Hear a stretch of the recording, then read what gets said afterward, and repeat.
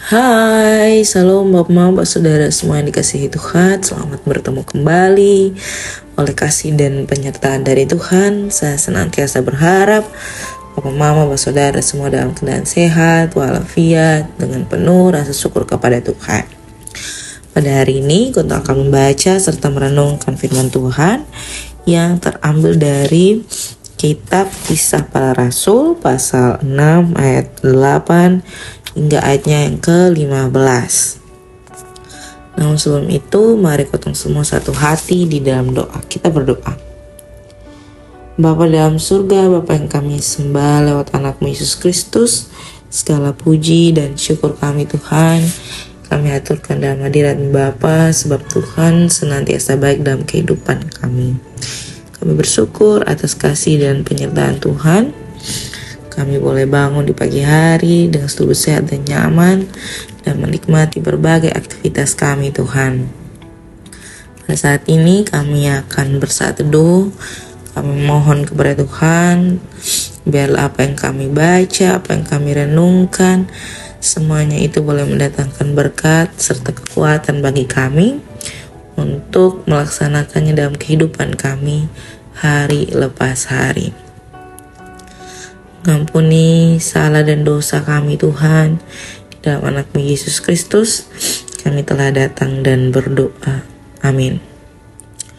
Bapak Mama, Saudara semua yang dikasihi Tuhan, pembacaan kita terambil dari kitab Kisah Para Rasul 6 ayat yang ke-8 hingga ayatnya yang ke-15 di bawah perikop tuduhan terhadap Stefanus. Dan Stefanus yang penuh dengan karunia dan kuasa mengadakan mujizat-mujizat dan tanda-tanda di antara orang banyak. Tetapi tampillah beberapa orang dari jemaat Yahudi yang disebut jemaat orang Libertini. Anggota-anggota jemaat itu adalah orang-orang Kirene dan dari Alexandria. Bersama dengan beberapa orang Yahudi dari Kilikia dan dari Asia. Orang-orang itu bersoal jawab dengan Stefanus, tetapi mereka tidak sanggup melawan hikmatnya dan roh yang mendorong dia berbicara. Lalu mereka menghasut beberapa orang yang mengatakan, kami telah mendengar dia mengucapkan kata-kata hujat terhadap Musa dan Allah. Dengan jalan demikian, mereka mengadakan suatu gerakan di antara orang banyak, serta tua-tua dan ahli-ahli Taurat. Mereka menyergap Stefanus, menyeretnya, dan membawanya ke hadapan mahkamah agama. Lalu mereka memajukan saksi-saksi palsu yang berkata, orang ini terus-menerus mengucapkan perkataan yang menghina tempat kudus ini dan hukum Taurat. Sebab kami telah mendengar dia mengatakan bahwa Yesus orang Nazaret itu akan merobohkan tempat ini dan mengubah adat istiadat yang diwariskan oleh Musa kepada kita. Semua orang yang duduk dalam sidang mahkamah agama itu menatap Stefanus. Lalu mereka melihat muka Stefanus sama seperti muka seorang malaikat. Demikian jauh akan firman Tuhan. Yang dikatakan berbahagia adalah setiap orang yang tidak hanya membaca, mendengar, tetapi mau melakukan dalam kehidupan hari lepas hari. Shalom Bapak Mama, Saudara yang dikasihi Tuhan, selamat bertemu kembali.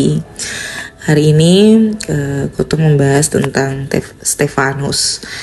Bapak Mama, Saudara yang dikasihi Tuhan, masih ingatkah kutong hari Kamis kemarin membahas tentang roh pengertian dari kitab Kisah Para Rasul juga, yang terambil dari Kisah Para Rasul pasal yang ke-10 ayatnya yang ke-44 hingga ayatnya yang ke-48.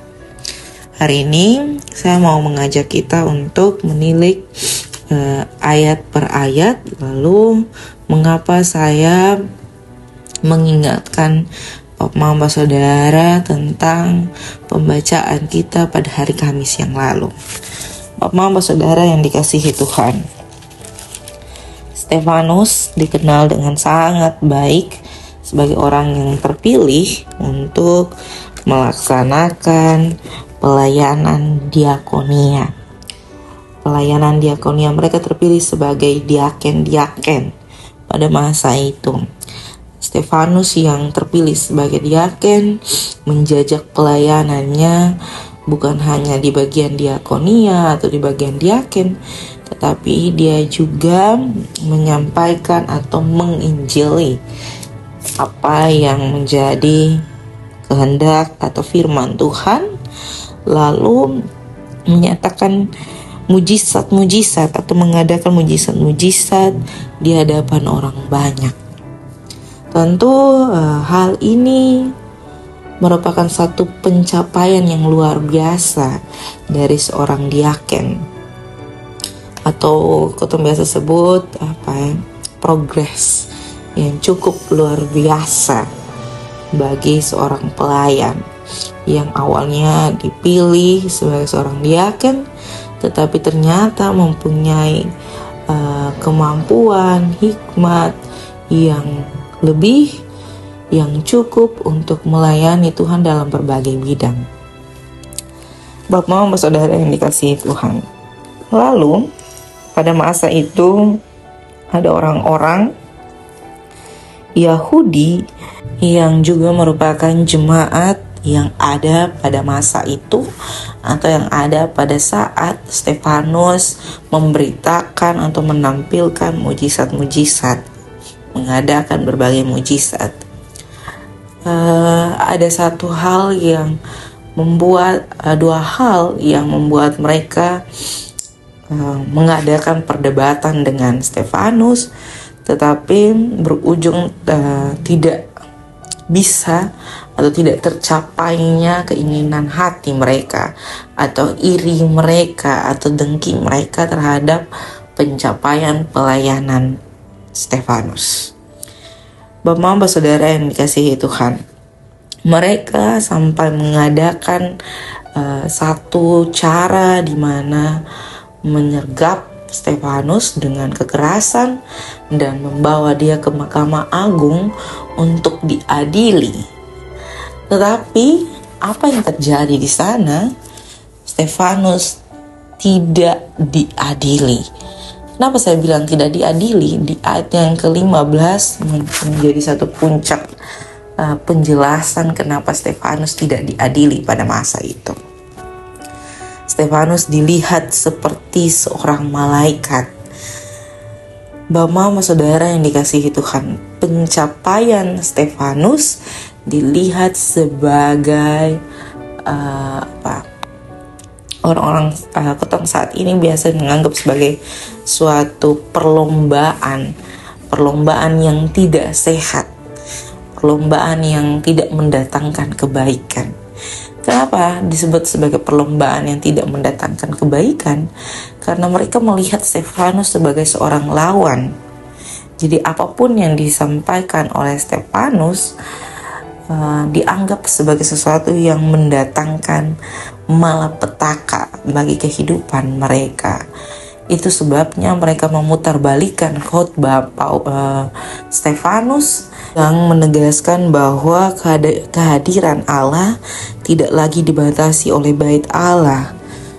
Padahal bagi mereka bait Allah adalah lambang kehadiran Allah yang memberkati dan memelihara mereka. Maka hal inilah yang menjadi satu pertanda atau satu alasan yang sangat-sangat kompleks bagi mereka untuk dilaporkan di mahkamah agama. Bapak, saudara yang dikasihi Tuhan, dalam kehidupan kita Tuhan memberikan kita roh pengertian yang seperti saya ajak kita tadi mengingat perenungan pada hari Kamis kemarin. Roh pengertian untuk mengerti apa yang menjadi pemberitaan firman Tuhan dari setiap orang yang memberitakan firman Tuhan.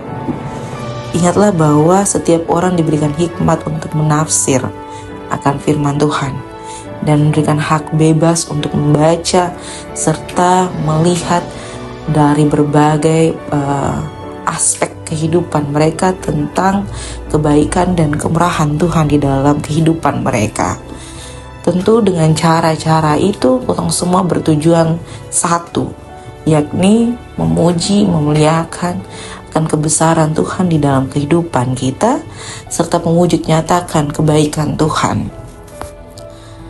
Dengan hal itu menjadi satu dasar di mana kita akan mencapai satu titik, naik ke satu titik dengan lebih baik lagi. Pencapaian dalam berbagai pekerjaan, pelayanan, dalam berbagai urusan, usaha, tentu akan menimbulkan satu iri hati bagi setiap orang yang tidak mau menganggap kita sebagai motivasi atau motivator, tetapi menganggap kita sebagai lawan untuk saling menjatuhkan. Segala sesuatu yang menjadi dasar di dalam diri kita haruslah baik dan benar, bahwa setiap orang yang datang di dalam kehidupan kita itu untuk menjadi porsi yang baik bagi kita, untuk mendatangkan berkat yang baik bagi kita, untuk mendatangkan kehidupan yang lebih baik dalam punya kehidupan, untuk mewujud nyatakan kasih dan penyertaan Tuhan di dalam kehidupan dengan berbagai cara mereka. Pencapaian seseorang sebagai perwujud nyataan kebaikan Tuhan di dalam kehidupan mereka, bukan hanya mereka tetapi juga bagi kita, karena dengan kita melihat pencapaian mereka, dengan keberhasilan mereka dalam melayani Tuhan, memacu kita untuk melayani Tuhan lebih giat lagi dengan segala yang dipercayakan Tuhan dalam kehidupan, entah itu talenta, entah itu pekerjaan, entah itu hikmat, kepintaran, apapun itu yang Tuhan percayakan dalam kehidupan, untuk memacu ketong semakin melayani Tuhan, semakin mengagungkan nama Tuhan. Itu yang Stefanus ingin gambarkan kepada kita. Lalu di ayat yang ke-15 sebagai ayat penutup ini mau mengingatkan kepada kita bahwa seperti apapun gambaran kita di hadapan manusia, seperti apapun penghakiman yang dilayangkan manusia terhadap kita, terhadap pelayanan kita, Tuhanlah yang berkehendak untuk menilai semuanya itu.